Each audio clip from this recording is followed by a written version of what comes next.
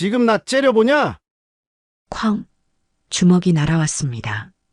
벽에 머리가 부딪히며 코피가 터졌습니다. 이유는 단 하나, 눈을 마주쳤다는 것. 주변 병사들, 아무도 말하지 않았습니다. 침묵만이 흘렀습니다. 바닥에 주저앉은 서진은 속으로 중얼거렸습니다. 눈을 마주쳤다는 이유로 사람이 이렇게 맞을 수도 있구나. 그녀의 세계가 산산이 부서지는 소리가 들렸습니다. 구독과 좋아요는 무료입니다. 지난 영상에서 경기도에서 듣고 계신다고 댓글 남겨주신 순자님, 정말 큰 힘이 되었습니다. 여러분은 지금 어디에서 듣고 계신가요? 댓글로 남겨주시면 다음 영상에서 인사드릴게요. 그럼 지금 바로 누구도 말하지 않았던 진짜 군대의 이야기를 들려드리겠습니다. 강원도 초여름의 햇살이 부대 정문을 비추고 있었습니다. 윤서진은 군장을 메고 처음 보는 부대 앞에 섰습니다. 28살 중사 계급장을 단 지 1년이 된 서진은 이번이 세 번째 전입이었습니다. 하지만 이번만큼은 왠지 가슴 한편이 무거웠죠. 행정반에 들어서자 선임 여군이 반갑게 맞아주었습니다. 박미나 27살의 조리병이었습니다. 미나는 서진의 손을 꼭 잡으며 말했습니다. 잘 오셨어요, 서진 중사님. 여기 여군이 저랑 둘뿐이라 정말 반가워요. 서진은 미소를 지었지만 미나의 얼굴에서 묘한 긴장감을 읽을 수 있었습니다. 미나는 주변을 살피더니 목소리를 낮췄습니다. 여기는 남자들이 대부분이라 조심하셔야 해요. 특히 이상범 중사님한테는요. 서진은 고개를 끄덕였습니다. 군대는 원래 남성 중심의 조직이었죠. 여군으로 산다는 건 늘 보이지 않는 벽을 느끼며 사는 일이었습니다. 하지만 서진은 이미 각오하고 온 길이었습니다. 괜찮아요. 저 혼자서도 잘 버틸 수 있어요. 미나는 안쓰러운 눈빛으로 서진을 바라봤습니다. 무언가 더 말하고 싶었지만 참는 듯 했습니다. 서진은 생활관에 짐을 풀며 가방 속 사진 한 장을 꺼냈습니다. 오빠 윤태석과 함께 찍은 사진이었죠. 오빠는 지금 국방부 헌병사령관으로 있었습니다. 최연소로 그 자리에 오른 인물이었습니다. 주변에서는 늘 물었습니다. 오빠 덕분에 군 생활이 편하지 않냐고요. 하지만 서진은 오빠의 이름 뒤에 숨고 싶지 않았습니다. 입대할 때도 오빠는 반대했습니다. 여자가 굳이 군대에 갈 필요가 있느냐고요. 하지만 서진은 고집을 꺾지 않았습니다. 나도 나만의 길을 걷고 싶어요. 오빠 이름이 아니라 윤서진이라는 이름으로요. 그렇게 입대한 지 벌써 5년이 흘렀습니다. 오빠는 서진이 어느 부대에 있는지도 모르고 있었죠. 서진이 일부러 연락을 끊었기 때문입니다. 혼자 힘으로 버티고 싶었습니다. 다음 날 아침 점호가 끝나고 서진은 행정실로 배치받았습니다. 중대장 김중령이 서진을 보더니 무심하게 말했습니다. 여군이 또 왔구만. 힘든 일은 시키지 않을 테니 행정 업무나 잘 보게. 서진은 경례를 하며 대답했습니다. 예, 알겠습니다. 하지만 김중령의 말투에서 묘한 차별이 느껴졌습니다. 여군이라서 힘든 일을 못할 거라는 선입견이었죠. 서진은 속으로 다짐했습니다. 누구보다 성실하게 일하겠다고요. 점심시간이 되자 식당으로 향했습니다. 미나가 조리실에서 손을 흔들었습니다. 서진은 밥을 받아 한쪽 구석 자리에 앉았습니다. 주변 남자 병사들이 힐끔힐끔 쳐다봤습니다. 누군가는 수군거렸고 누군가는 웃음을 터뜨렸습니다. 서진은 애써 신경 쓰지 않으려 했습니다. 익숙한 풍경이었으니까요. 여군이라는 이유만으로 특별한 존재가 되는 것, 그게 싫었지만 어쩔 수 없었습니다. 오후가 되자 행정실에서 문서 작업을 시작했습니다. 서류를 정리하고 보고서를 작성하고 전화를 받는 일들이었습니다. 서진은 꼼꼼하게 일했습니다. 실수하지 않으려고 두세 번씩 확인했죠. 그때였습니다. 문이 벌컥 열리더니 한 남자가 들어왔습니다. 이상범 중사였습니다. 29살 체격이 건장하고 목소리가 큰 사람이었죠. 이상범은 서진을 보더니 비웃듯 말했습니다. 아, 새로운 여군이구만. 이름이 뭐지? 윤서진 중사입니다. 그래, 윤 중사. 여기선 내 말 잘 들어야 돼. 알겠지? 서진은 짧게 대답했습니다. 예.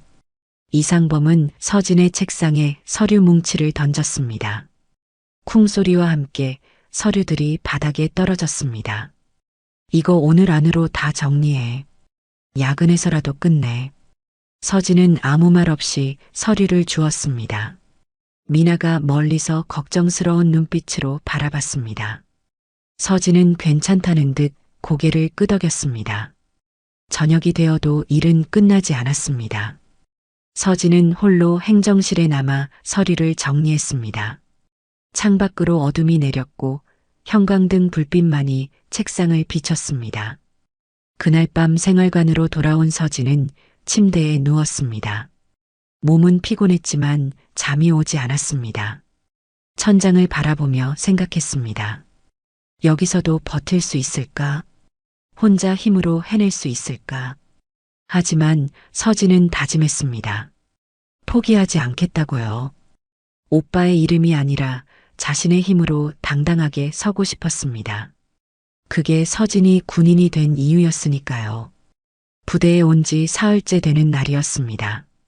서진은 점점 업무에 익숙해져 가고 있었습니다. 아침 일찍 일어나 점호를 받고 행정실로 출근해서 서류를 정리하고 보고서를 작성하는 일상이 반복됐죠. 힘들었지만 견딜만 했습니다.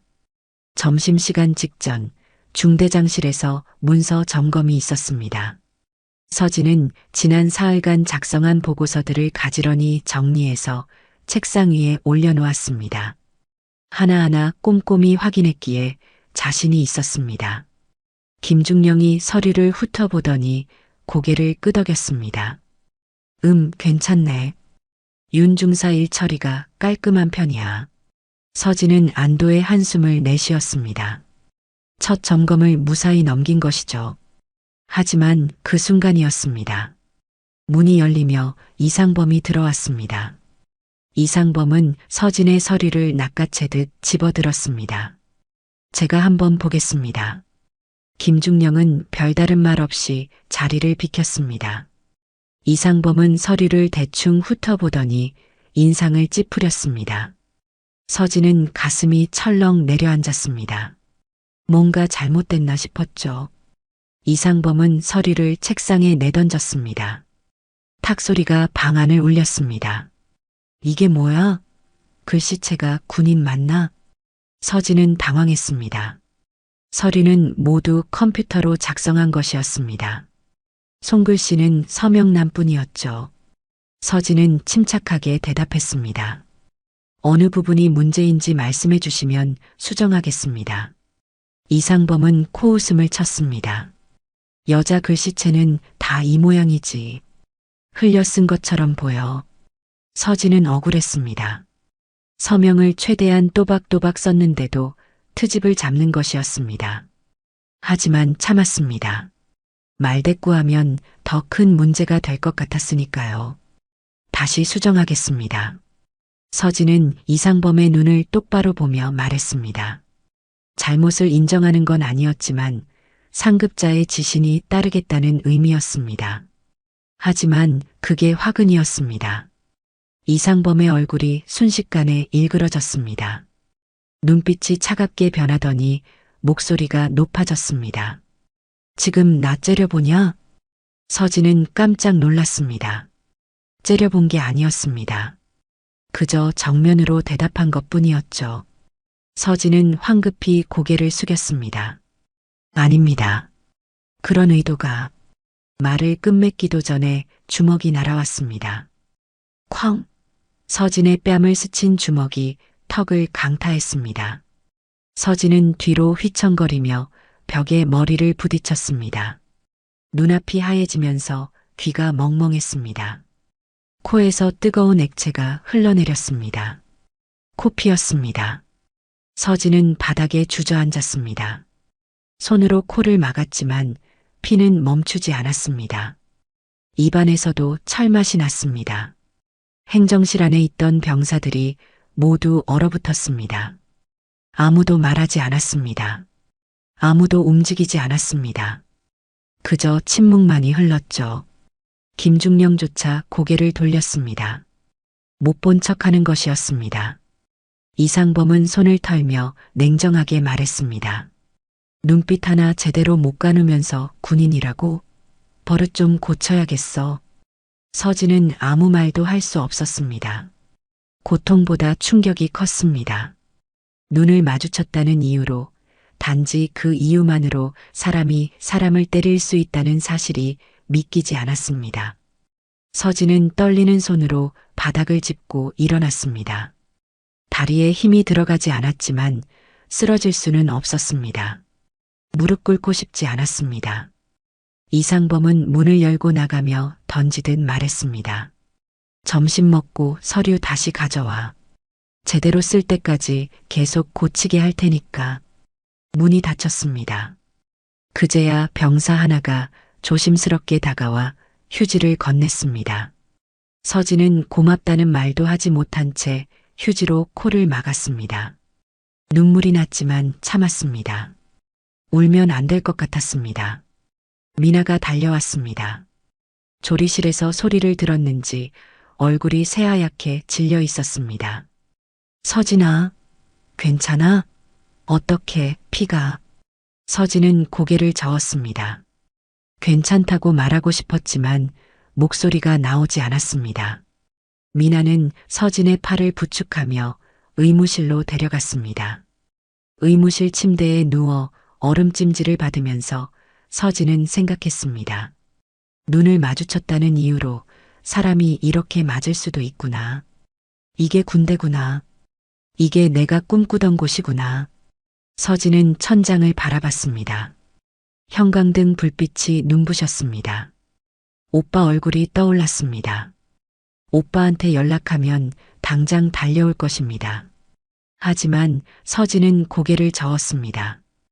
혼자 힘으로 버티고 싶었습니다. 아직은요. 미나가 손을 꼭 잡아주었습니다. 서진은 그 손을 꼭 쥐었습니다. 따뜻했습니다. 적어도 혼자는 아니라는 생각이 들었습니다. 의무실에서 응급처치를 받고 난 뒤 서진은 결심했습니다. 이대로 넘어갈 수는 없었습니다. 폭행은 명백한 범죄였으니까요. 군인이라고 해서 폭력이 정당화될 수는 없었습니다. 다음 날 아침 일찍 서진은 중대장실 문을 두드렸습니다. 얼굴의 멍은 아직 가시지 않았고 입술은 부어 있었습니다. 하지만 서진은 똑바로 섰습니다. 들어오게. 김중령의 목소리가 들렸습니다. 서진은 문을 열고 들어가 경례를 했습니다. 윤서진 중사, 보고 드리겠습니다.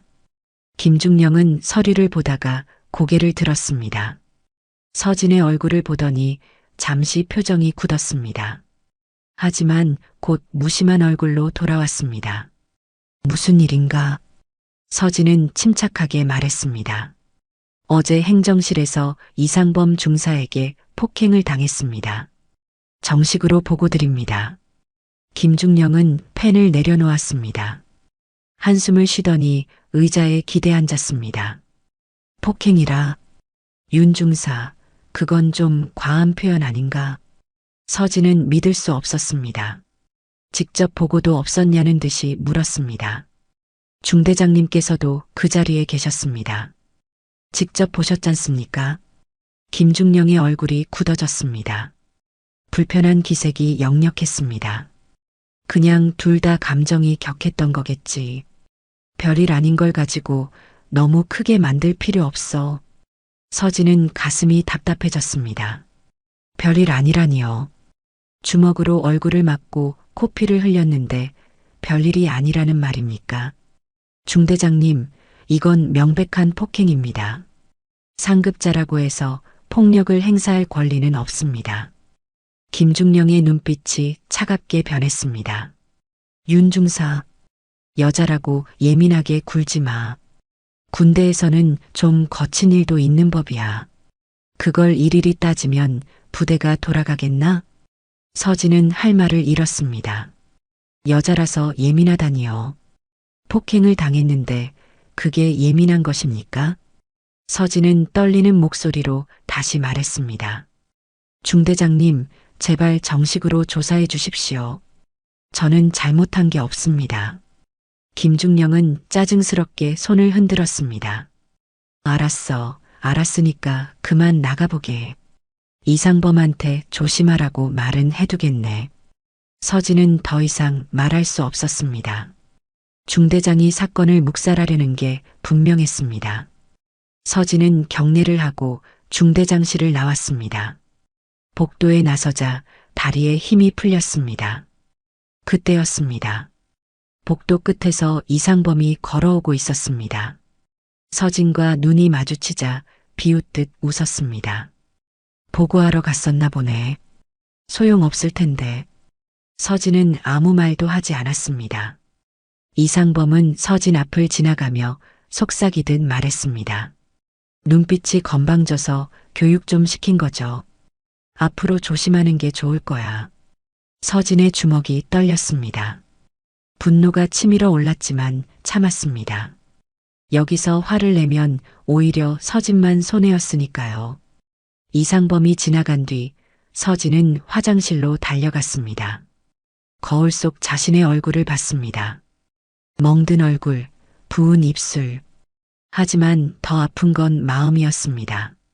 정의가 통하지 않는 곳, 폭력이 교육이라는 이름으로 정당화되는 곳. 이게 군대였습니다. 점심시간이 되어 식당으로 갔습니다. 미나가 조심스럽게 다가왔습니다. 주변을 살피더니 작은 목소리로 말했습니다. 서진아, 잠깐 나와줄래? 두 사람은 식당 뒤편 구석진 곳으로 갔습니다. 미나는 휴대폰을 꺼냈습니다. 서진아, 내가 봤어. 어제 행정실에서 있었던 일. 서진은 고개를 들었습니다. 내가 영상으로 찍었어. 문틈으로 몰래 찍은 거야. 서진은 깜짝 놀랐습니다. 영상이 있다니요. 그럼 증거가 있다는 뜻이었습니다. 미나는 휴대폰 화면을 보여줬습니다. 흔들리는 영상이었지만 이상범이 서진을 때리는 장면이 선명하게 담겨 있었습니다. 서진이 벽에 부딪히고 바닥에 주저앉는 모습까지요. 이걸 증거로 제출하면 돼. 그럼 이상범을 처벌할 수 있을 거야. 하지만 서진은 고개를 저었습니다. 미나의 손을 잡으며 말했습니다. 안 돼, 미나야. 너까지 다칠 거야. 미나는 당황했습니다. 왜? 이게 증거잖아. 이걸로 이상범이 알면 너한테도 보복할 거야. 나 하나 당하는 것도 힘든데 너까지 고통받게 할 수는 없어. 미나의 눈에 눈물이 고였습니다. 그럼 넌 어떡하려고? 이대로 참고만 살 거야? 서진은 대답하지 못했습니다. 어떻게 해야 할지 몰랐습니다. 중대장도 부대도 서진의 편이 아니었습니다. 보고에도 묵살되고 증거를 내밀어도 오히려 미나만 위험해질 것 같았습니다. 서진은 미나를 꼭 안아주었습니다. 고마워, 미나야. 내 마음만으로도 충분해. 두 사람은 한동안 말없이 서 있었습니다. 침묵만이 흘렀습니다. 부대 안 어딘가에서 구령 소리가 들렸습니다. 일상은 계속되고 있었습니다. 하지만 서진의 세계는 무너지고 있었습니다. 그날은 아침부터 하늘이 잔뜩 찌푸려 있었습니다. 먹구름이 부대 상공을 뒤덮고 있었죠. 오후가 되자 빗방울이 떨어지기 시작했습니다. 처음엔 보슬비였지만 점점 거세졌습니다. 곧 폭우로 변했습니다. 훈련 일정은 취소되지 않았습니다. 김중령은 비가 와도 훈련은 계속한다고 지시했습니다. 병사들은 우비를 입고 훈련장으로 모였습니다. 서진도 마찬가지였습니다. 훈련장은 이미 진흙밭이 되어 있었습니다. 빗물이 고여 웅덩이가 여기저기 생겼고 땅은 질척거렸습니다. 군화를 신고 걸을 때마다 진흙이 튀어올랐습니다. 구보 훈련이 시작됐습니다. 병사들은 훈련장을 돌기 시작했습니다. 서진도 뛰었습니다. 비는 점점 더 세차게 내렸고 시야가 흐려졌습니다. 얼굴에 빗물이 쏟아졌지만 멈출 수 없었습니다. 한 바퀴, 두 바퀴, 세 바퀴, 숨이 차올랐습니다. 다리가 무거워졌습니다. 하지만 서진은 멈추지 않았습니다. 다른 병사들도 마찬가지였습니다. 모두가 진흙 범벅이 되어 뛰고 있었습니다. 그때였습니다. 이상범이 소리쳤습니다. 윤서진 중사, 앞으로 나와. 서진은 가슴이 철렁했습니다. 하지만 명령이니 따를 수밖에 없었습니다. 서진은 대열에서 나와 이상범 앞으로 갔습니다. 이상범은 서진을 위아래로 훑어봤습니다. 비웃는 표정이었습니다. 눈빛이 또 불만스럽네. 훈련이 부족한 모양이야. 서진은 아무 말도 하지 않았습니다. 고개를 숙였지만 이상범은 계속 트집을 잡았습니다. 오늘은 특별히 체력 훈련을 시켜줘야겠어. 여군이라고 봐주는 건 없으니까. 서진은 각오했습니다. 또 괴롭힘이 시작되는 것이죠. 하지만 어쩔 수 없었습니다. 여기서 거부하면 더 큰 문제가 될 테니까요. 훈련장을 10바퀴 더 돌아. 지금 당장. 서진은 다시 뛰기 시작했습니다. 이미 지친 몸이었지만 다리를 움직였습니다. 빗속을 헤치며 진흙밭을 달렸습니다. 한 바퀴, 두 바퀴, 숨이 목구멍까지 차올랐습니다. 하지만 이상범은 거기서 멈추지 않았습니다. 서진이 5바퀴를 돌았을 때 소리쳤습니다. 너무 느려. 엎드려 뻗쳐. 서진은 진흙밭에 엎드렸습니다. 차가운 진흙이 얼굴에 닿았습니다. 옷은 이미 흠뻑 젖어 있었습니다. 팔굽혀펴기 50개. 서진은 팔굽혀펴기를 시작했습니다. 팔이 떨렸습니다. 힘이 빠져나가는 게 느껴졌습니다. 하나, 둘, 셋. 숫자를 세는 것조차 힘들었습니다. 20개쯤 했을 때 팔이 꺾였습니다. 서진은 진흙 속으로 고꾸라졌습니다. 입안으로 흙물이 들어왔습니다. 서진은 헛구역질을 했습니다. 일어나. 다시 해. 서진은 다시 일어났습니다. 온몸이 진흙으로 뒤덮여 있었습니다. 무릎을 꿇고 일어서려 했지만 미끄러졌습니다. 다시 넘어졌습니다. 이상범이 다가와 군화로 서진의 어깨를 밟았습니다. 힘을 주며 눌렀습니다. 군인이 이것밖에 못하나? 정신 차려. 서진은 고통을 참았습니다. 비명을 지르고 싶었지만 참았습니다. 입술을 깨물었습니다. 일어나서 계속 뛰어. 명령이다. 서진은 비틀거리며 일어났습니다. 다시 뛰기 시작했습니다. 다리가 제대로 움직이지 않았습니다. 한 발 한 발 내딛는 것조차 고통이었습니다. 하지만 멈출 수 없었습니다. 멈추면 더한 굴욕이 기다리고 있을 테니까요. 주변 병사들은 멀찍이 서서 지켜만 봤습니다. 누구도 나서지 않았습니다. 누구도 말리지 않았습니다. 다들 자기 일이 아니라는 듯 고개를 돌렸습니다. 하지만 한 사람만은 달랐습니다. 미나였습니다. 미나는 조리실 창문 뒤에 숨어서 서진을 바라보고 있었습니다. 떨리는 손으로 휴대폰을 꺼냈습니다. 카메라를 켰습니다. 이건 증거야. 꼭 전해야 해. 미나는 조심스럽게 영상을 찍기 시작했습니다. 서진이 진흙밭을 달리는 모습, 넘어지는 모습, 이상범이 소리치는 모습, 모두 담았습니다. 손이 떨려서 영상이 흔들렸지만 멈추지 않았습니다. 서진은 마지막 한 바퀴를 돌고 있었습니다. 의식이 흐릿해졌습니다. 눈앞이 깜빡거렸습니다. 하지만 멈출 수 없었습니다. 서진은 속으로 중얼거렸습니다. 나는 군인이다. 무너지지 마. 무너지지 마. 그 말을 되뇌며 마지막 힘을 쥐어짰습니다. 마침내 출발선에 도착했습니다. 서진은 그 자리에 무릎을 꿇었습니다. 더 이상 서 있을 힘이 없었습니다. 이상범은 비웃으며 말했습니다. 이제 좀 정신 차렸나? 다음부턴 눈빛 조심해. 서진은 대답하지 않았습니다. 대답할 기력조차 없었습니다. 그저 진흙밭에 무릎을 꿇은 채 숨을 몰아쉬었습니다. 빗물이 얼굴을 타고 흘러내렸습니다. 눈물인지 빗물인지 구분할 수 없었습니다. 눈을 떴을 때 천장이 낯설었습니다. 하얀 형광등, 소독약 냄새.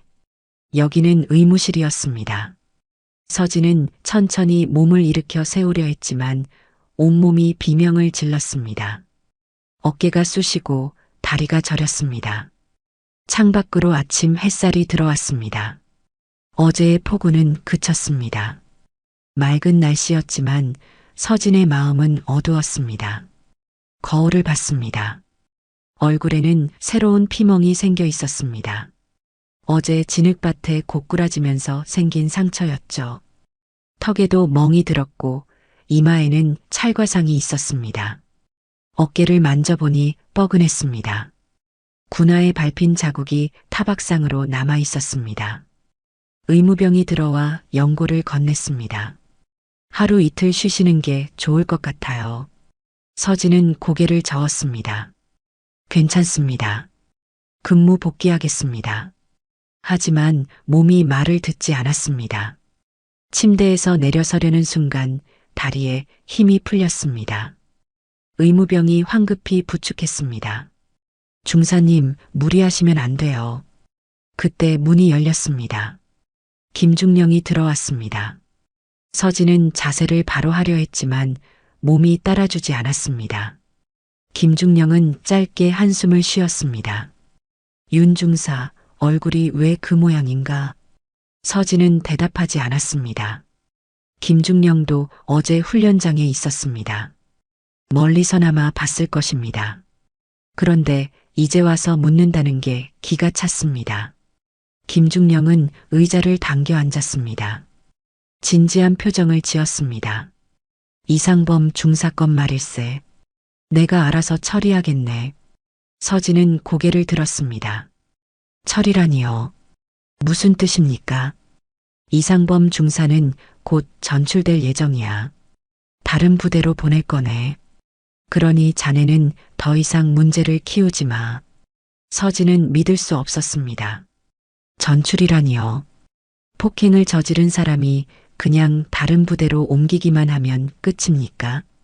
중대장님, 전출이 아니라 처벌받아야 합니다. 서진의 목소리가 떨렸습니다. 분노 때문이었습니다.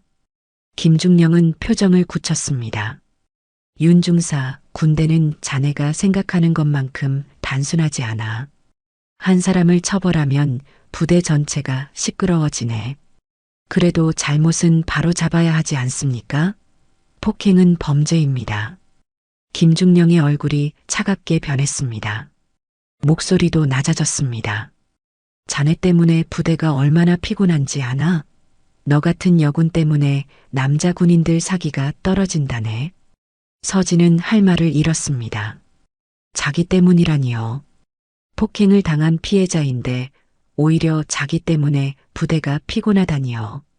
여군이라고 특별 대우 바라지 마. 군대는 원래 힘든 곳이야. 그걸 못 견디면 전역하는 게 답일세. 김중령은 자리에서 일어났습니다. 더 이상 할 말이 없다는 듯이요. 생각 좀 해보게. 부대를 위해서라도 조용히 넘어가는 게 좋을 거야. 문이 닫혔습니다. 서진은 혼자 남았습니다. 침대에 앉아 멍하니 벽을 바라봤습니다. 머릿속이 복잡했습니다. 군복은 정의의 상징이라고 믿었습니다. 군인은 나라를 지키는 사람이라고 생각했습니다. 그래서 입대했습니다. 하지만 거짓이었습니다. 여기엔 정의도 공정함도 없었습니다. 힘센 자가 약한 자를 짓밟고 윗사람이 아랫사람을 함부로 대하는 곳이었습니다. 서진은 주머니에서 낡은 사진을 꺼냈습니다. 오빠와 함께 찍은 사진이었습니다. 입대하기 전날 찍은 것이죠. 사진 속 서진은 웃고 있었습니다. 밝은 얼굴이었습니다. 오빠는 그날 말했습니다. 서진아, 군대는 내가 생각하는 것보다 힘든 곳이야. 정말 가야겠니? 서진은 자신 있게 대답했습니다. 네, 오빠. 저도 오빠처럼 멋진 군인이 되고 싶어요. 하지만 지금은 달랐습니다. 멋진 군인이 되기는커녕 매일 모욕당하고 폭행당하고 무시당했습니다. 더 이상 버틸 자신이 없었습니다. 서진은 종이와 펜을 꺼냈습니다. 떨리는 손으로 글을 쓰기 시작했습니다. 오빠, 혹시 기억나요? 내가 군인 되겠다고 했던 그날. 오빠는 말렸지만 난 고집을 부렸죠. 오빠처럼 멋진 군인이 되고 싶다고 했어요. 하지만 지금은 버티기 힘들어요. 매일 무너지는 것 같아요. 오빠, 나는 잘못된 선택을 한 걸까요? 글을 쓰다가 눈물이 떨어졌습니다. 종이에 얼룩이 졌습니다. 서진은 펜을 내려놓았습니다. 이 편지를 보낼 수 있을까요? 보내면 오빠가 달려올 것입니다. 하지만 그게 두려웠습니다. 오빠 힘을 빌린다는 게 패배 같았으니까요. 서진은 편지를 접었습니다. 가슴 주머니에 넣었습니다. 언젠가 용기가 생기면 보내야겠다고 생각했습니다. 서울 용산구 국방부 헌병사령부 건물은 위험 있게 서 있었습니다. 건물 10층 사령관 집무실. 창밖으로 서울 시내가 한눈에 내려다 보였습니다. 윤태석은 책상 앞에 앉아 서류를 검토하고 있었습니다. 42살 최연소로 헌병사령관에 오른 인물이었습니다.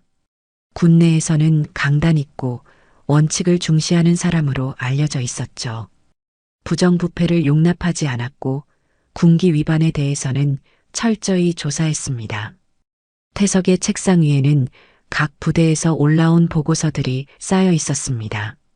인사문제, 군기 사건, 감찰 요청. 하루에도 수십 건의 서류가 오고 갔습니다. 태석은 커피를 한 모금 마시며 다음 서류를 집어들었습니다. 그때 노크 소리가 들렸습니다. 들어오십시오. 비서가 조심스럽게 문을 열고 들어왔습니다. 손에 봉투 하나를 들고 있었습니다. 사령관님, 이것이 오늘 아침 우편으로 도착했습니다. 무슨 내용입니까? 익명으로 온 폭행 신고입니다. 강원도 13여 단에서 발생한 사건이라고 합니다. 태석은 봉투를 받아들었습니다. 익명 신고는 가끔 있는 일이었습니다. 내부에서 신고하기 어려운 사건들이 이렇게 올라오곤 했죠. 봉투를 뜯었습니다. 편지지 한 장과 사진 몇 장이 들어 있었습니다. 태석은 먼저 편지를 읽기 시작했습니다. 사령관님께, 저는 13여 단에 근무하는 한 병사입니다. 이름을 밝힐 수 없어 익명으로 이렇게 편지를 씁니다. 저희 부대에서 여군 중사가 상급자에게 반복적으로 폭행을 당하고 있습니다. 피해자는 윤서진 중사입니다. 태석의 손이 멈췄습니다. 눈을 크게 떴습니다. 방금 뭐라고 했습니까? 윤서진이라고요. 뭐라고 했지? 윤서진? 비서가 놀라서 물었습니다. 사령관님, 아시는 분입니까? 태석은 대답하지 않았습니다. 편지를 다시 읽었습니다. 틀림없었습니다. 윤서진 중사, 28살, 13여단 행정병. 태석은 잠시 눈을 감았습니다. 머릿속이 복잡했습니다.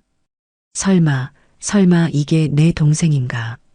태석에게는 동생이 한 명 있었습니다. 6살 터울의 여동생이었죠. 5년 전 동생이 군에 입대하겠다고 했을 때 태석은 반대했습니다. 여자가 굳이 군대에 갈 필요가 있냐고 말렸습니다. 하지만 동생은 고집을 꺾지 않았습니다. 입대한 뒤로 동생은 연락을 끊었습니다. 오빠 이름에 기대고 싶지 않다고 했습니다. 혼자 힘으로 군 생활을 하겠다고 했죠. 태석은 동생의 뜻을 존중했습니다. 어느 부대에 있는지도 알아보지 않았습니다. 하지만 지금 이 편지는 달랐습니다. 폭행이라니요. 동생이 폭행을 당했다니요. 태석은 떨리는 손으로 사진을 집어들었습니다. 첫 번째 사진. 행정실에서 한 남자가 여군의 뺨을 때리는 장면이었습니다. 여군의 얼굴, 틀림없이 동생이었습니다. 코피를 흘리며 벽에 부딪히는 모습이 찍혀 있었습니다. 두 번째 사진. 훈련장이었습니다. 폭우가 쏟아지는 진흙밭. 동생이 진흙 속에 쓰러져 있었습니다. 온몸이 흙탕물로 범벅이 된 채였습니다. 한 남자가 군화로 동생의 어깨를 밟고 있었습니다. 세 번째 사진. 동생이 무릎을 꿇고 있었습니다. 얼굴은 멍투성이었고 눈빛은 절망에 차 있었습니다. 태석의 손이 떨렸습니다. 분노가 치밀어 올랐습니다. 사진을 쥔 손에 힘이 들어갔습니다. 종이가 구겨질 정도였습니다. 편지를 다시 읽었습니다. 가해자는 이상범 중사입니다. 여러 차례 폭행했지만 중대장은 사건을 묵살했습니다. 부대 내에서는 이 일을 아무도 문제 삼지 않습니다. 피해자는 지금도 고통받고 있습니다. 부디 조사해 주십시오. 태석은 자리에서 벌떡 일어났습니다. 의자가 뒤로 밀려났습니다. 비서가 놀라서 한 발짝 물러섰습니다. 사령관님? 태석은 단호하게 말했습니다. 13여단 즉시 감찰 착수합니다. 지금 당장 감찰팀을 편성하십시오. 예. 지금 당장 말입니까? 예. 1분도 지체할 수 없습니다. 현장 보존 명령 내리고 관련자 전원 대기 조치하십시오. 비서는 태석의 표정을 보고 더 이상 묻지 않았습니다. 지금까지 본 적 없는 차갑고 단호한 표정이었습니다. 알겠습니다. 즉시 준비하겠습니다. 비서가 나간 뒤 태석은 창가로 걸어갔습니다. 주먹을 꽉 쥐었습니다. 이를 악물었습니다. 서진아, 미안하다. 오빠가 몰랐어. 태석은 사진을 다시 봤습니다. 진흙 속에 쓰러진 동생의 모습, 그 모습이 태석의 가슴을 찢었습니다. 태석은 다짐했습니다. 반드시 진상을 밝히겠다고. 동생을 괴롭힌 자들을 절대 용서하지 않겠다고. 동생이기 때문이 아니라 대한민국 군인이기 때문이라고. 태석은 집무실을 나섰습니다. 헌병사령관의 발걸음은 빨랐습니다. 강원도로 가는 헬기가 곧 준비될 것입니다. 다음 날 새벽 5시였습니다. 부대는 아직 어둠에 쌓여 있었습니다. 기상 나팔이 울리기 전 고요한 시간이었죠. 병사들은 생활관에서 잠들어 있었습니다. 그때였습니다. 웅웅거리는 소리가 멀리서 들려왔습니다. 점점 가까워지는 소리였습니다. 헬기 소리였습니다. 초병이 하늘을 올려다봤습니다. 어둠 속에서 불빛이 다가오고 있었습니다. 헬기였습니다. 그것도 국방부 마크가 선명한 대형 헬기였습니다. 뭐야? 무슨 헬기가 이 시간에? 헬기는 부대 운동장에 착륙하기 시작했습니다. 프로펠러 바람이 흙먼지를 일으켰습니다. 엄청난 소음이 부대 전체를 깨웠습니다. 생활관 병사들이 창밖으로 고개를 내밀었습니다. 무슨 일인지 웅성거렸습니다. 누가 오신 거야? 국방부 헬기잖아. 큰일 났나? 사령관님이 직접 오셨대. 헬기가 완전히 착륙했습니다. 문이 열리고 헌병들이 내렸습니다. 정복 차림의 헌병 6명이었습니다. 그리고 마지막으로 한 사람이 내렸습니다. 윤태석이었습니다. 태석의 표정은 굳어 있었습니다. 차갑고 단호한 얼굴이었습니다. 사령관 계급장이 새벽 어둠 속에서도 빛났습니다. 당직사관이 황급히 달려왔습니다. 경례를 하며 떨리는 목소리로 말했습니다. 사령관님, 방문 일정을 전혀 전달받지 못했습니다. 태석은 차갑게 대답했습니다. 긴급 감찰입니다. 중대장과 행정실 전 인원 즉시 소집하십시오. 예, 지금 당장 말입니까? 지금 당장입니다.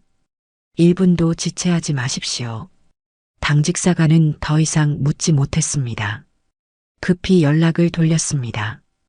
비상집합 사이렌이 울렸습니다. 병사들이 황급히 군복을 입고 나왔습니다. 무슨 일인지 몰라 두려움에 떨었습니다. 김중령도 급히 달려왔습니다. 얼굴이 창백했습니다. 태석은 행정실로 걸어갔습니다. 헌병들이 뒤를 따랐습니다. 병사들은 길을 비켜주며 숨죽였습니다. 행정실 문이 열렸습니다. 태석이 들어서자 안에 있던 모든 사람이 차렷 자세를 취했습니다.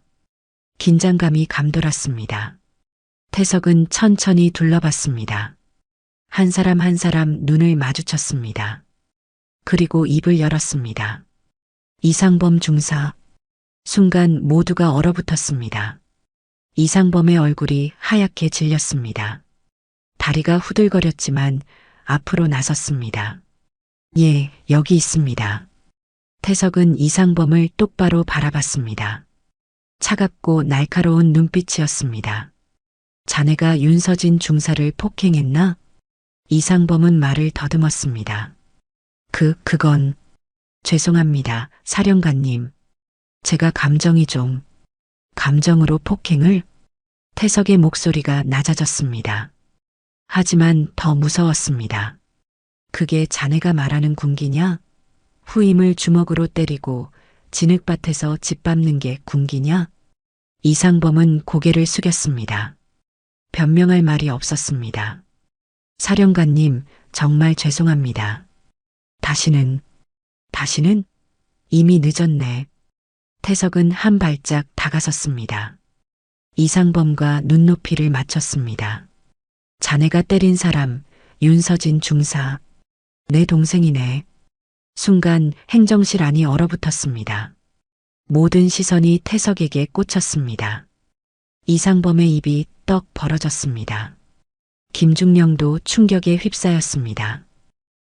뭐라고요? 자네가 폭행한 윤서진 중사는 내 동생이라고 했네. 이상범은 무릎이 꺾였습니다. 바닥에 주저앉았습니다. 얼굴은 새하얗게 질려 있었습니다. 죄송합니다. 정말 몰랐습니다. 제가. 태석은 고개를 저었습니다. 자네는 아직도 모르는군. 문제가 뭔지. 태석은 헌병들을 돌아봤습니다. 손짓했습니다. 헌병 2명이 이상범에게 다가갔습니다. 수갑을 꺼냈습니다. 이상범 중사, 부하 폭행 혐의로 긴급 구속합니다. 수갑이 차가운 소리를 내며 채워졌습니다. 이상범은 저항하지 못했습니다. 그저 떨기만 했습니다. 태석은 김중령을 바라봤습니다. 김중령이 떨리는 목소리로 대답했습니다. 예. 자네는 폭행 사건을 알고도 묵살했습니다. 직무유기입니다. 자네도 구속합니다. 김중령의 얼굴이 일그러졌습니다. 사령관님, 그건 부대를 위한? 부하를 보호하지 않는 게 부대를 위한 일인가? 헌병들이 김중령에게도 수갑을 채웠습니다. 두 사람은 헌병들에게 끌려나갔습니다. 행정실에 남은 병사들은 숨죽이고 있었습니다. 태석은 모두를 둘러봤습니다. 그리고 천천히 또박또박 말했습니다. 오해하지 마십시오. 이상범 중사를 구속한 이유는 윤서진 중사가 내 동생이기 때문이 아닙니다. 태석은 잠시 멈췄습니다. 대한민국 군인이기 때문입니다. 누구든 폭력 앞에 무릎 꿇어서는 안 됩니다. 그것이 군의 정의입니다. 계절이 바뀌었습니다. 그날의 폭우도 진흙밭도 이제 먼 기억처럼 느껴졌습니다. 사건 이후 석 달이 흘렀습니다. 이상범은 군사법원에서 징역 2년을 선고받고 영창에 수감됐습니다. 김중령은 파면 처분을 받았습니다. 서진은 치료와 회복의 시간을 가졌습니다. 몸의 상처는 아물었지만 마음의 상처는 오래 남았습니다. 밤마다 악몽을 꾸었습니다. 하지만 시간이 약이었습니다. 조금씩 천천히 회복해 갔습니다. 그리고 오늘 서진은 새로운 곳에 서 있었습니다. 서울 용산 국방부 여군 인권보호단 사무실이었습니다. 서진은 이곳으로 발령받았습니다. 여군들의 인권을 보호하고 피해 사례를 조사하고 교육하는 부서였죠. 회의실에는 신임 여군들이 앉아 있었습니다. 갓 입대한 2등병부터 1병까지 20명 정도였습니다. 오늘은 인권 교육 시간이었습니다. 서진은 단상 위에 섰습니다. 신임 여군들이 긴장한 표정으로 서진을 바라봤습니다. 서진은 미소를 지었습니다. 따뜻한 미소였습니다. 안녕하십니까? 여군 인권보호단 윤서진 중사입니다. 박수 소리가 울렸습니다. 서진은 준비한 자료를 내려놓았습니다. 대신 마음속 이야기를 꺼내기로 했습니다. 여러분, 군대는 어떤 곳이라고 생각하십니까? 한 병사가 손을 들었습니다. 나라를 지키는 곳입니다. 맞습니다. 또 다른 의견 있나요? 다른 병사가 대답했습니다. 규율과 질서를 배우는 곳입니다. 서진은 고개를 끄덕였습니다. 모두 맞습니다. 하지만 한 가지 더 있습니다. 군대는 사람을 사람답게 대하는 법을 배우는 곳이기도 합니다. 신임 여군들이 집중했습니다. 서진은 계속 말했습니다. 저는 몇 달 전까지 여러분처럼 현장에 있었습니다. 그곳에서 많은 일을 겪었죠. 좋은 일도 힘든 일도 있었습니다. 서진은 잠시 멈췄습니다. 과거가 떠올랐습니다. 하지만 이제는 말할 수 있었습니다. 어떤 상급자는 제게 눈을 마주친다고 건방지다고 했습니다. 고개를 숙이라고 했죠. 하지만 여러분, 눈을 마주치는 건 건방진 게 아닙니다. 신임 여군들의 눈빛이 변했습니다. 서진의 말에 귀를 기울였습니다. 사람답게 서는 겁니다. 당당하게 서는 겁니다. 그게 진짜 군인입니다.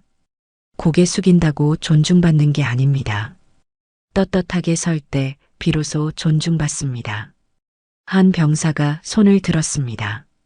중사님, 그런데 힘든 일이 생기면 어떻게 해야 하나요? 서진은 따뜻하게 대답했습니다. 참지 마십시오. 혼자 버티지 마십시오. 도움을 요청하는 건 약한 게 아닙니다. 용기입니다. 여러분에게는 언제든 기댈 곳이 있습니다. 바로 이곳 여군 인권보호단입니다. 박수가 터져 나왔습니다. 신임 여군들의 얼굴에 희망이 보였습니다. 서진은 그 모습에 뿌듯함을 느꼈습니다. 교육이 끝나고 서진은 사무실로 돌아왔습니다. 창밖으로 서울 시내가 보였습니다. 하늘은 맑았습니다. 노크 소리가 들렸습니다. 문이 열리고 윤태석이 들어왔습니다. 서진은 자리에서 일어나 경례했습니다. 사령관님, 태석은 손을 저었습니다. 여기선 오빠라고 불러도 돼. 서진은 웃으며 고개를 저었습니다. 근무 중엔 안 됩니다. 규정이니까요. 태석도 웃었습니다. 동생이 많이 강해졌다는 생각이 들었습니다. 오늘 교육 잘 들었어. 문 밖에서 몰래 들었거든. 오빠 엿듣기는 나쁜 거예요. 사령관이 순찰하는 건데 뭐. 두 사람은 웃었습니다. 편안한 웃음이었습니다. 태석은 창가로 걸어갔습니다. 하늘을 올려다봤습니다. 서진아, 이젠 나보다 내가 더 강하구나. 서진은 고개를 가로저었습니다. 아니에요. 전 아직 멀었어요. 아니야. 넌 쓰러졌지만 다시 일어섰어. 그게 진짜 강한 거야. 서진은 오빠 옆에 섰습니다. 함께 창밖을 바라봤습니다. 오빠, 그날 맞은 상처는 정말 아팠어요. 지금도 가끔 생각나면 가슴이 아파요. 태석은 미안한 표정을 지었습니다. 하지만 서진은 미소를 지었습니다. 하지만 지금은 자랑이에요. 그 상처가 저를 여기까지 오게 했으니까요. 자랑? 네. 정의는 아프지만 무너지지 않잖아요. 전 무너지지 않았어요. 다시 일어섰고 지금 여기 서 있어요. 태석은 동생의 어깨를 토닥였습니다. 뿌듯했습니다. 자랑스러웠습니다. 창밖으로 빗방울이 떨어지기 시작했습니다. 봇을 비웠습니다. 하지만 그날의 폭우와는 달랐습니다. 구름 사이로 햇살이 비쳤습니다. 빗방울이 햇빛을 받아 반짝였습니다. 서진은 손을 뻗었습니다. 창문을 열자 빗방울이 손바닥에 떨어졌습니다. 차갑지만 상쾌했습니다. 오빠, 비가 무섭지 않아요. 이젠요. 태석은 미소 지었습니다. 그래, 이제 비는 그냥 비일 뿐이야. 두 사람은 말없이 빗줄기를 바라봤습니다. 하늘 위로 무지개가 떠올랐습니다. 희미하지만 분명한 무지개였습니다. 서진은 생각했습니다. 고통은 지나갔습니다. 상처는 아물었습니다. 하지만 그 기억은 남았습니다. 그 기억으로 서진은 더 강해졌습니다. 더 단단해졌습니다. 이제 서진은 다른 여군들을 지킬 수 있습니다. 과거의 서진처럼 고통받는 이들에게 손을 내밀 수 있습니다. 그게 서진이 선택한 길이었습니다. 군복을 입고 당당히 서서 정의를 지키는 것. 그게 진짜 군인이었습니다. 이상범은 힘으로 누르려 했지만 결국 무너졌습니다. 진짜 힘은 주먹이 아니라 정의에서 나온다는 걸 보여준 이야기죠. 세상은 불공평해 보여도 결국 옳은 길이 이깁니다. 오늘도 함께 해주셔서 감사합니다. 다음 이야기가 궁금하시다면 구독과 좋아요 눌러주세요.